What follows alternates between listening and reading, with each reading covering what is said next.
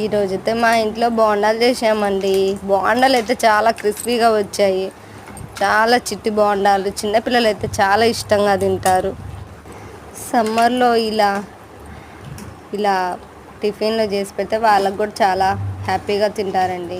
మనం కూడా చేసేది ఏముంటుంది, ఇంట్లో ఉంటాం కదా. ఇలా వాళ్ళకి ఇష్టమైనవన్నీ రోజు చేసి పెడుతుంటే వాళ్ళ ఆనందమే వేరుగా ఉంటుంది.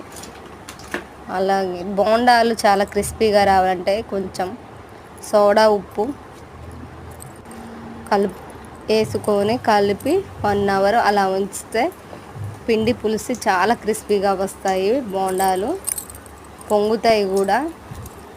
మీరు కూడా ట్రై చేయండి ఇలాగా. మీకు నచ్చినట్లయితే నా ఛానల్ సబ్స్క్రైబ్ చేసుకొని నా ఛానల్ సపోర్ట్ చేయండి. ఇలా మంచి మంచి వీడియోలు పెడతాను.